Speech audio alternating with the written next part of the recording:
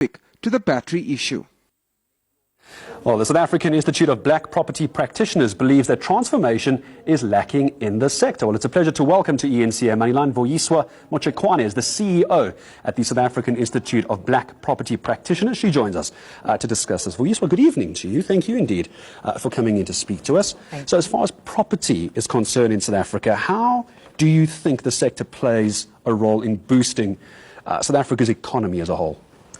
Well, the property sector is probably the single most valuable and important sector in terms of driving economic growth and also currently being the basis of wealth creation in this country and internationally. Globally, property accounts for 70% of global wealth. Global wealth is held in real estate. So this country has very similar statistics, and it's absolutely crucial as we, are in a zero growth environment and are forward looking and trying to devise strategies of how we will boost our economy going forward to scrutinize and look at the property industry and the opportunities within it. So let's talk transformation in this particular sector. I know you were listening in on the last interview with Dr. Sen from UN Women. Big issue in transformation. Let's focus and zero in on property. How involved are women and black women in transforming this industry? Well, currently the representation by women, and particularly black women, is poor, to say the least. The pace of transformation in general in this industry is staggeringly slow, if not stagnant. And this is why we as an organization have taken it upon ourselves to lead this discussion and have the discussion with the relevant stakeholders in terms of understanding where those barriers are and how we can unlock those economic opportunities to the various groups that are currently left out of the industry. Give me that number one barrier. You have a chance to meet with these stakeholders. What's the one thing, if you only have that much time, what do you tell them? The key and most glaringly obvious barrier is access to finance. It is a capital-intensive industry. You can't just wake up and decide you're going to buy a property or a piece of land. But there are ways around it, and we believe that with proper coordination between the relevant stakeholders, the commercial banks, the development finance institutions, the government, even from a policy and legislation perspective, a lot can be done to unlock the current barriers that we're witnessing.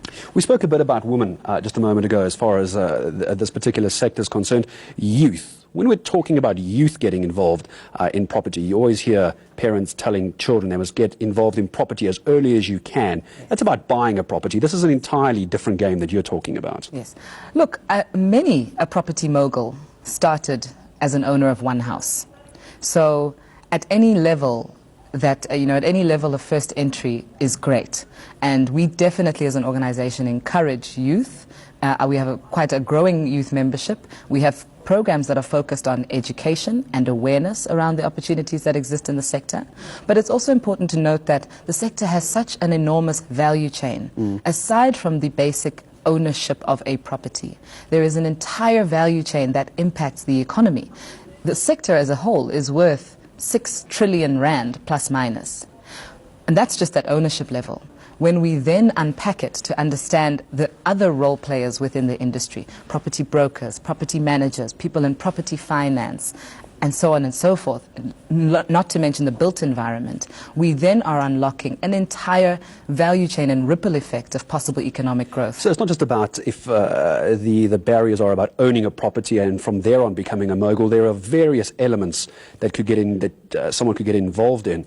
How do you try and take that discussion, whether it's owning the property and expanding on that, or these other sectors you refer to in this particular property discussion, how do you take it to the national agenda and make this the kind of story and the kind of information that people really do need to know about, the same way we discuss transformation in banking and business? I think absolutely the number one priority is to create that awareness, so to make people aware of the opportunities that exist and expand on people's definition of what the property industry is about. Also understanding how to unlock that value. There's a lot of discussion and it's something that we will be covering in our annual conference and going forward. We discuss land and how to better use and redistribute land. And the discussion that needs to be had really now is what is the best way to execute that can get us to the goal of economic growth, but also deal with the social and the socio-economic problems that we're seeing. So there is a massive value chain that is impacted by this entire industry, and at all levels it is and should be a national priority. If someone's watching this now and they're very interested in this summit that's coming up, this conference that is coming up, as briefly as you can, what are the details for this? It will be happening on the 2nd and 3rd of November, so a month from now, and one can access further details by visiting our website, which is SAIBPP.co.za. We're also available to all young people on social media via Twitter, Facebook, the usual, SAIBPP. So if anyone wants to access information, it's readily available.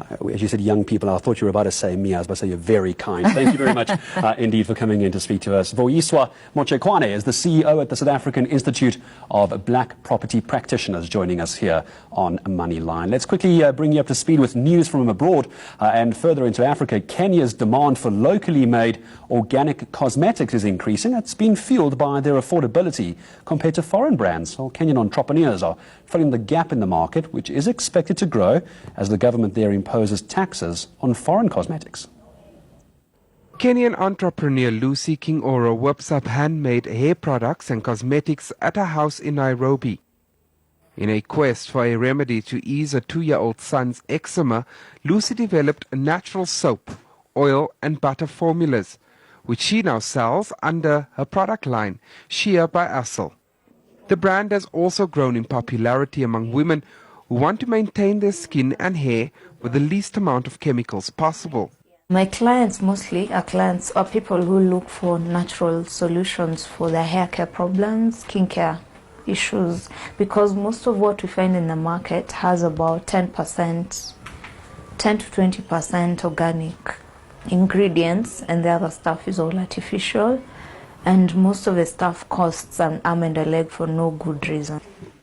Shea by Assel's range of products target middle-class buyers with a flexible, disposable income, but they are still remarkably cheaper than the imported international brands that make up the bigger chunk of the market. It's a full-time job for Lucy to compete with the big brands. She has to market and sell her products online and personally visit beauty shops and salons across the country.